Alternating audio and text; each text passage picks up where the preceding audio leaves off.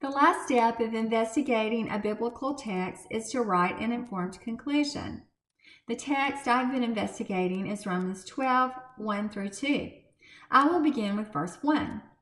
I appeal to you, therefore, brothers, by the mercies of God, to present your bodies as a living sacrifice, holy and acceptable to God, which is your spiritual worship.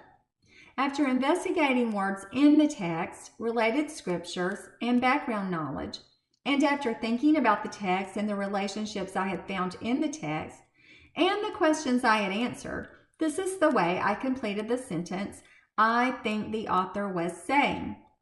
In verse 1, I think the author, Paul, was saying, or more precisely, he was commanding all the believers in the church in Rome to present every part of themselves, their arms, legs, eyes, ears, and so forth to God. He was saying, present yourselves as people who are dedicated to doing the things that please God. Things like praising God, thanking Him, doing good, and sharing. God approves of people who resolve to live sacrificial lives dedicated to pleasing Him. Furthermore, when you consider the mercies God gave you by saving you while you were still disobedient to Him, reconciling you to Himself, and including you as a member of His chosen family, it is only reasonable that you present yourselves this way. These mercies are the way you are able to offer yourselves to God. Verse 2 says, do not be conformed to this world, but be transformed by the renewal of your mind, that by testing you may discern what is the will of God, what is good and acceptable and perfect.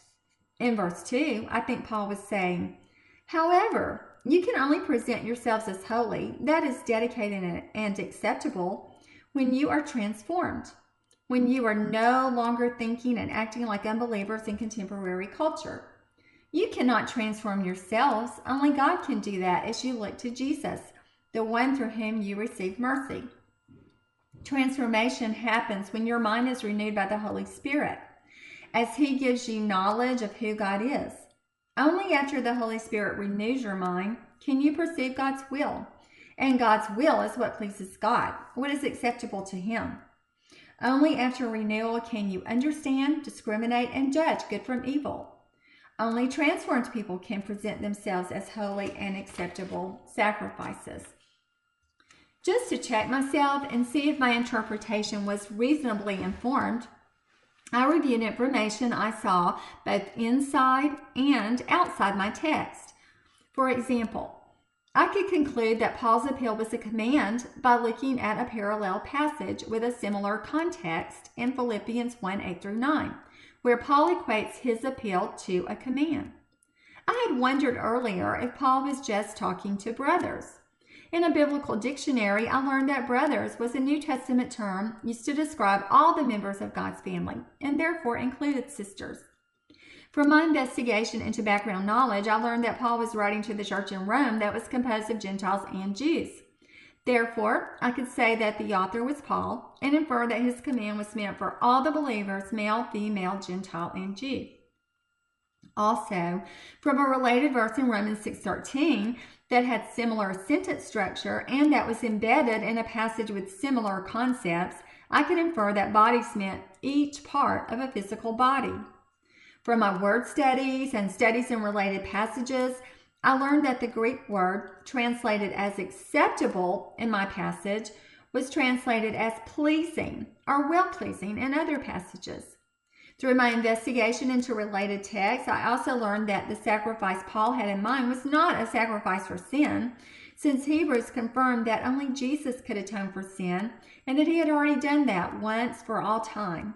A related text, Hebrews 13, 15 through 16, also said that giving thanks, doing good, and sharing are sacrifices that please God.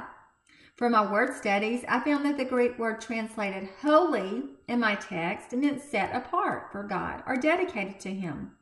Therefore, I could infer that a sacrifice holy and acceptable to God was a person who was dedicated to doing the things that please God. Things like praising God, thanking Him, doing good, and sharing. I continued this cross-checking process until I was satisfied that my interpretation of Romans 12, 1 through 2 is based on evidence I saw inside the text and on evidence that I found through my investigation of resources outside the text. Now, after spending some serious time in prayer, I think I will be ready to apply the text to myself.